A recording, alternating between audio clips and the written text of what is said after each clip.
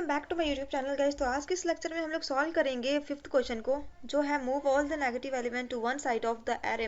तो गाइस ये क्वेश्चन हमारा जीएफजी पर है।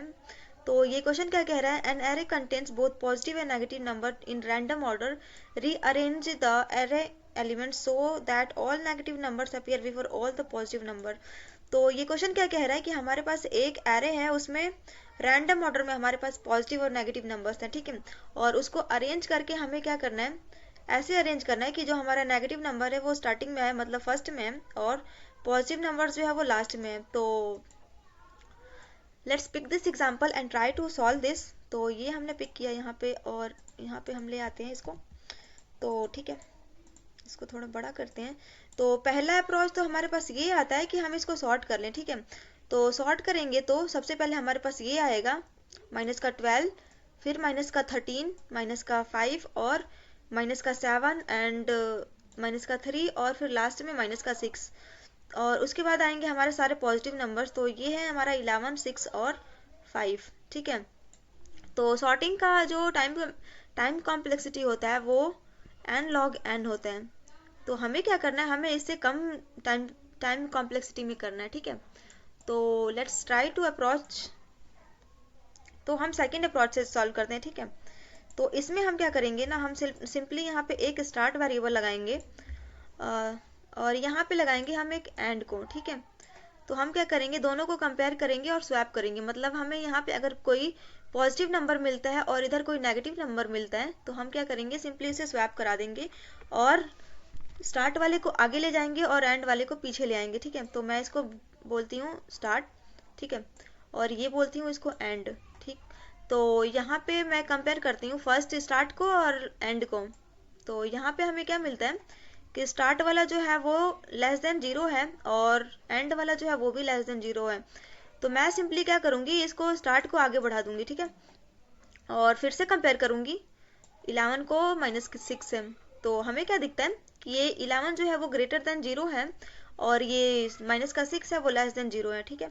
तो मैं क्या करूँगी, सिंपली इसको स्वैप करवा दूंगी। तो यहाँ पे आ जाएगा 6 और वहाँ पे हो जाएगा 11, यहाँ पे आ गया 11।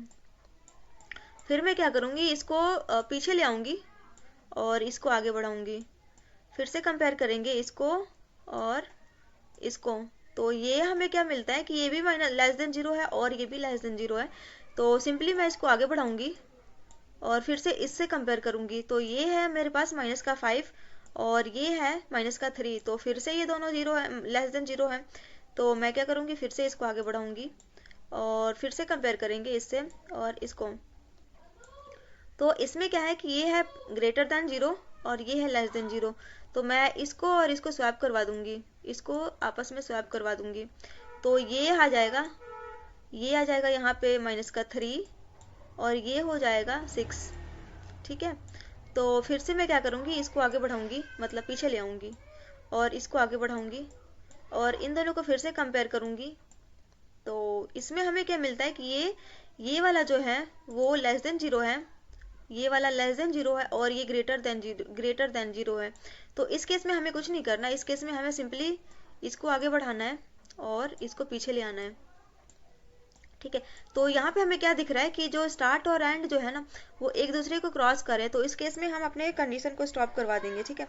तो let's try to do this in coding. तो ये कोड मैंने किया हुआ है एक्चुअली, तो मैं समझाती हूँ कैसे किया।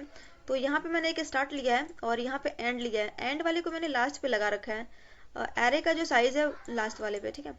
तो यहाँ पे मैं कंडीशन लगा रही हूँ while start is less than and.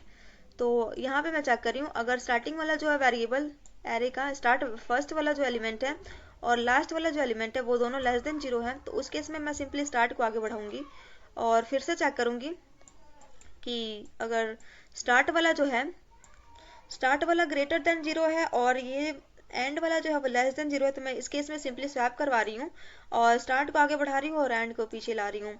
और फिर यहाँ पे मैंने चेक किया कि अगर स्टार्ट वाला जो है वो ग्रेटर देन 0 है और एंड वाला भी ग्रेटर देन 0 है, तो इस केस में सिंपली हमें पीछे आना है, क्योंकि हमें नेगेटिव वाले को स्टार्टिंग में रखना है और पॉजिटिव को पीछे रखना है। तो अगर पीछे जो एलिमेंट है वो पहले से ही पॉजिटिव है तो हमें उस केस में कुछ करने की नीड नहीं है।